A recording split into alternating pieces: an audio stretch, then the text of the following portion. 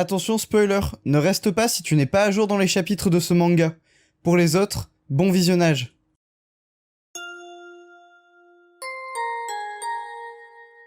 Bonjour à tous, c'est Saliste et on se retrouve aujourd'hui pour la review du chapitre 394 de My Hero Academia. Mais avant toute chose, je tiens à remercier Gax et je vous invite d'ailleurs en commentaire à remercier Gax qui s'occupera du montage de cette vidéo et qui a d'ailleurs fait la miniature que vous avez vue juste avant que je commence à parler. D'ailleurs, si vous aimez ce que je fais, je vous invite à vous abonner à la chaîne et à laisser un pouce bleu sur les vidéos qui vous plaisent, celle-ci inclus. Rappelez-vous, la semaine dernière, lors du chapitre 393, nous avions eu la suite du combat entre Himiko Toga et Ochako. On était notamment revenu sur l'origine du pseudonyme d'Himiko Toga, qui en fait n'est pas un pseudonyme mais qui est son nom, et qui est d'ailleurs le seul membre de la Ligue des Vilains avec Shigaraki à ne pas avoir de surnom de vilain, et on était revenu sur cette décision et pourquoi elle avait choisi de garder son nom vis-à-vis de ses origines. On était également revenu sur le fait que Ochako avait un éveil d'alter, je rappelle cet éveil d'alter, qui lui permet donc de toucher plusieurs personnes sur le champ de bataille en une seule attaque du moment que ces personnes sont assez rapprochées. Et d'ailleurs, pour les 9 ans de My Hero Academia, Horikoshi nous a fait un dessin comme chaque année, donc je compte sur Gax pour vous le montrer à l'écran. Donc voilà le dessin que Horikoshi a fait cette année, donc comme d'habitude on peut voir tous les membres de la classe 1A, plus quelques membres supplémentaires tels que All Might en fond ou encore Aizawa, mais tout ce qui compte c'est que Horikoshi nous a fait ce magnifique dessin alors qu'on sait tous qu'il est dans une condition physique un peu bof en ce moment, mais ça a l'air d'aller mieux puisque on a un chapitre cette semaine, on a un chapitre la semaine prochaine, on a eu un chapitre la semaine dernière et on recommence à avoir un nombre de pages assez décent puisque cette semaine, vous allez le voir, nous avons 15 pages. Mais bref, trêve de bavardage, générique.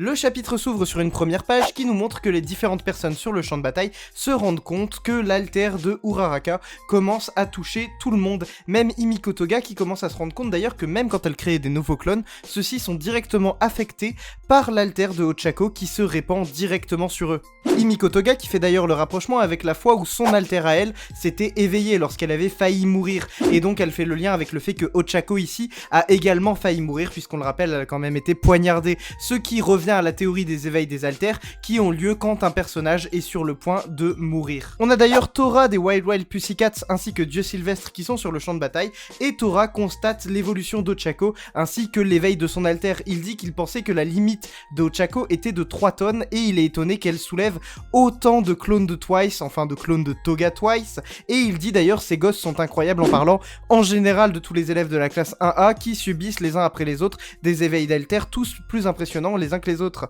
Et on a Ochako en bas de page qui nous dit que sa température corporelle est en chute libre, ce qui sous-entend que Ochako est en train de mourir. La page suivante est une masterclass, mais Horikoshi va en faire d'autres durant ce chapitre, et de toute façon on a l'habitude qui nous sort des plans aussi détaillés, où l'on voit Ochako qui dit « Je veux toucher cette tristesse au plus profond d'elle », et on la voit en premier plan avec ses doigts dirigés vers Himiko Toga, qui a l'air d'essayer d'éviter ce qui semble être une attaque, et on voit que Ochako lance son grappin pour attraper directement le bras de Himiko Toga. Ochako s'accroche donc à Toga et commence à expliquer la raison pour laquelle elle est devenue une héroïne, raison que nous connaissons tous, elle est à la base devenue une héroïne pour l'argent, puisque je le rappelle, ce que voulait Ochako au départ c'était devenir une héroïne pour pouvoir subvenir aux besoins de ses parents qui se démènent sans arrêt au travail mais qui ne gagnent pas des 1000 et des 100. Elle dit par la suite qu'en grandissant elle s'est rendue compte qu'elle voulait être l'héroïne non seulement de ses parents mais également d'un maximum de gens, qu'elle voulait sauver un maximum de personnes puisque tout le monde a besoin d'un héros.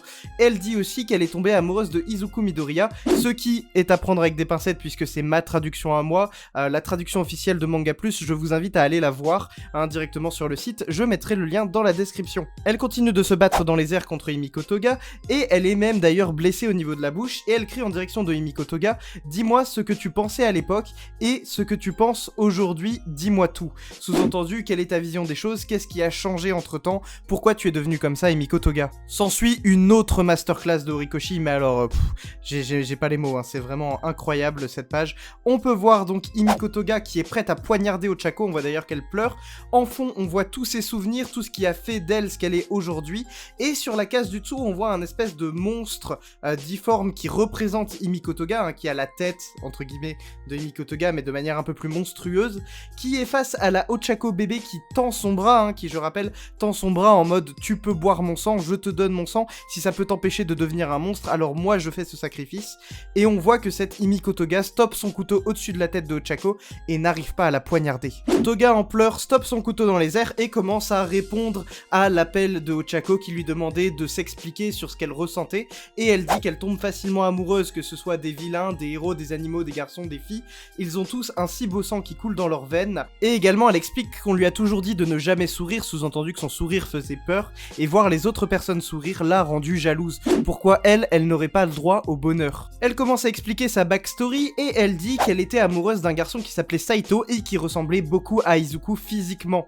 Et du coup elle disait qu'à l'époque elle voulait un peu de son sang mais qu'elle ne pouvait pas lui demander puisqu'elle serait passée pour une psychopathe. En même temps, qui demande du sang aux autres pour le boire, c'est vachement chelou. Donc elle avait peur qu'il pense qu'elle n'était pas humaine et qu'il aurait dit qu'elle était tout le contraire de mignonne, qu'elle serait terrifiante, voire horrible. Elle explique que c'est pour ça qu'elle n'a pas forcément accepté ce que Izuku et Ochako avaient à dire sur elle, les critiques qu'ils lui ont faites, puisque elle adorait la Ligue des Vilains et elle a eu l'impression que la Ligue des Vilains lui donnait une façon de vivre comme elle l'entendait. La Ligue des Vilains lui a donné cette opportunité d'être elle-même, et c'est pour ça qu'elle n'a pas apprécié ce que Izuku et Ochako avaient à dire sur elle et son comportement. Et en même temps qu'elle dit ça, elle commence à brandir son couteau comme si elle allait poignarder Ochako, sauf que sur la page du bas, on voit que au lieu de poignarder Ochako, elle passe sa main par-dessus son épaule et elle l'enlace. Au même moment où ça arrive, ça commence à être la libération pour les héros, puisque le sang de Jin, donc le sang de Twice, commence à s'épuiser à l'intérieur de Himiko Toga, et donc les clones de Twice vont tous commencer à disparaître petit à petit. Ils partent tous littéralement en fumée, dont celui qui était en train de retenir Jiro qui disparaît également. Ochako lui rétorque qu'elle trouve aussi que c'est très cool de voir quelqu'un faire de son mieux, même s'il est couvert de blessures, et elle dit également: je sais que je ne pourrai jamais remplacer la Ligue des Vilains, mais je me devais de te dire que tu as un sourire magnifique.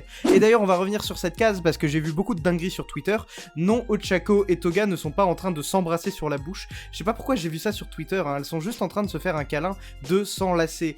C'est un geste qui a l'air d'être purement amical à première vue, et quand bien même il ne serait pas purement amical, on voit quand même qu'elles ne sont pas en train de s'embrasser sur la bouche. Toga dit en souriant à Ochako: est-ce que tu me trouves vraiment mignonne? Point d'interrogation. Et Ochako lui répond: la fille la plus mignonne du monde. Enfin on arrive sur la dernière page où l'on peut voir Himiko Toga qui est en train de pleurer et de sourire. Elle a l'air d'être heureuse de cette nouvelle situation, et les clones de Twice disparaître par milliers, tous en même temps, ce qui libère enfin ce champ de bataille et a l'air de conclure l'histoire entre Himiko Toga et Ochako. À voir ce que ça donnera par la suite, parce qu'on ne peut pas oublier que Himiko Toga est quand même une meurtrière, hein, multirécidiviste qui plus est, et qu'elle a tué beaucoup de héros. Elle a fait du mal à énormément de monde, que ce soit des héros et des civils, et ça n'est pas pardonnable aussi facilement. Cela dit, on dirait qu'elle est sur un arc de rédemption auprès de Ochako et auprès des autres héros, donc à voir ce que ça donnera la suite par rapport à la Ligue des Vilains. Est-ce qu'elle va réussir à se défaire de la Ligue? Est-ce qu'elle va rentrer dans le droit chemin? Quoi qu'il arrive, c'est sûr qu'elle finira à Tartarus pour au moins plusieurs années, à voir ce que ça donnera par la suite. Pas de pause la semaine prochaine, il y aura un chapitre. Abonnez-vous, laissez un pouce bleu, activez la cloche. N'hésitez pas à me suivre sur mes réseaux sociaux, Twitter, Instagram, TikTok, tous les liens sont dans la description. Encore merci à Gax pour la miniature et le montage. C'était sa liste et je vous dis à la prochaine pour une prochaine vidéo. Salut!